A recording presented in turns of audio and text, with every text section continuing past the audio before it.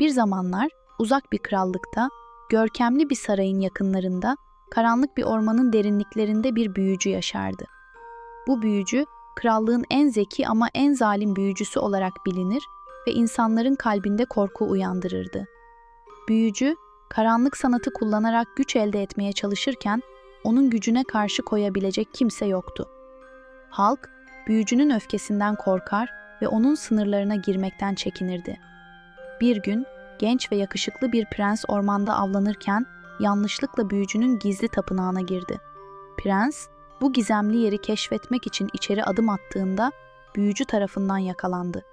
Büyücü, prensin kibirli ve bencil doğasını fark ederek ona bir ders vermek istedi. Prens, gücünü ve asaletini her zaman öne çıkararak etrafındaki insanları küçümserdi. Büyücü, elindeki asayı kaldırarak karmaşık bir büyü mırıldandı ve prensi bir kurbağaya dönüştürdü. Prens, büyücünün zalimce gülüşleri arasında küçük, yeşil bir kurbağa olarak su birikintisine atıldı. Bu ani dönüşüm, prensin kafasını karıştırdı ve onu derin bir üzüntüye sürükledi. Büyücü, prense tekrar insan formuna dönebilmesi için bir prensesin saf ve gerçek bir öpücüğüne ihtiyacı olduğunu söyledi. Büyücü, prensi bu şekilde cezalandırarak onun kibirli doğasını değiştirmeyi umuyordu. Prens, büyücünün karanlık ormanında yalnız kalmıştı. Ormanın sessizliği ve karanlığı prensi derin düşüncelere sürükledi. Prens, ormanda dolaşırken kendini tanımaya ve hatalarını anlamaya başladı. Her gün su birikintisinde yansımasını izleyerek eski kibirli ve bencil doğasını sorguladı. Prens, büyücünün verdiği cezanın ona kendini değiştirme fırsatı sunduğunu anlamaya başladı.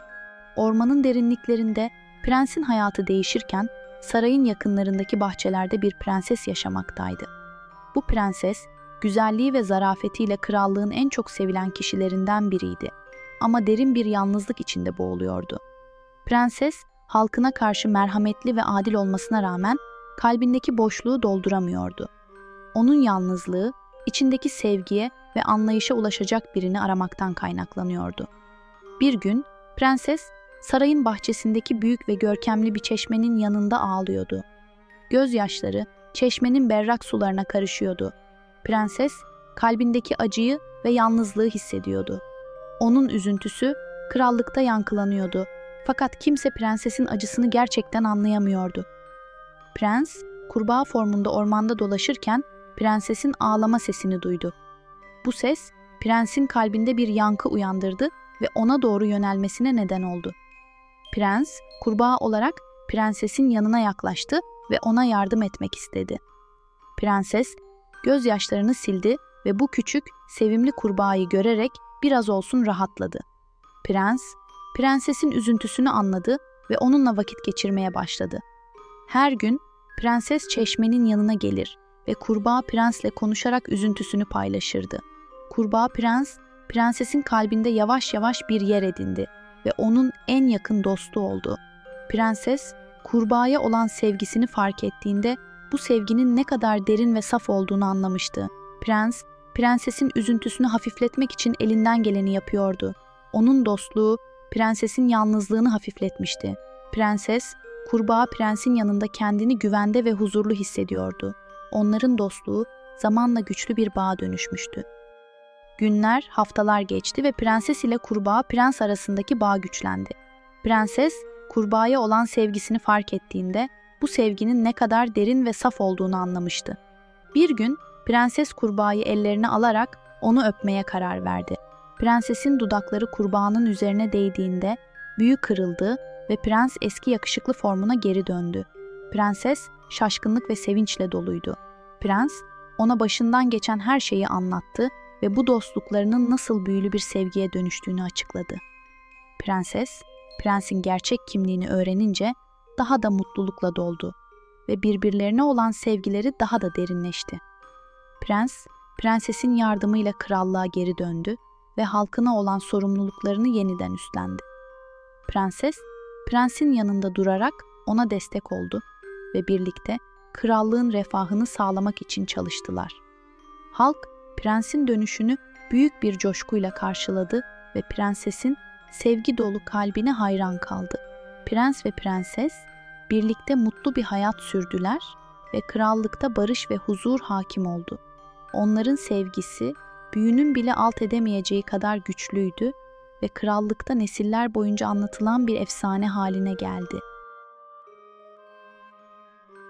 Prens eski haline döndükten sonra prensesle birlikte büyücüyü bulmaya karar verdi. Onun zalim büyülerine son vermek ve krallığı bu tehlikeden kurtarmak istiyorlardı. Prens, prensesin yardımıyla ormanın derinliklerine geri döndü ve büyücünün gizli tapınağını buldu.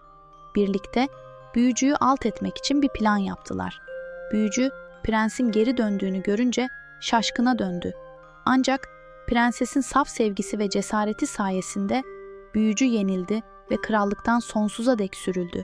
Prens ve prenses, büyücünün karanlık gücünden kurtulmuş bir krallığa geri döndüler.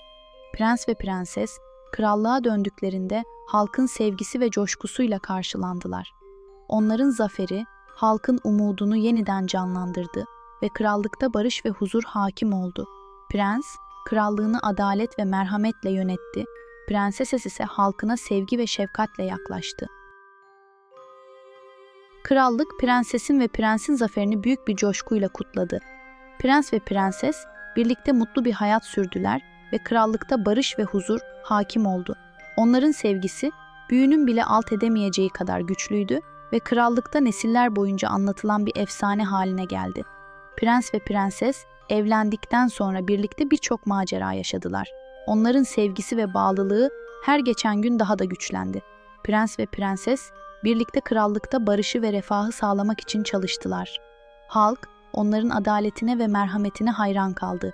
Bir gün prenses sarayın bahçesinde yürürken eski günleri düşündü. Kurbağa prensle olan dostluğunu ve onunla geçirdiği güzel anıları hatırladı. Prens, prensesin yanına gelerek ona olan sevgisini ve minnettarlığını dile getirdi. Prenses, prensin yanında olmaktan dolayı mutlu ve huzurluydu.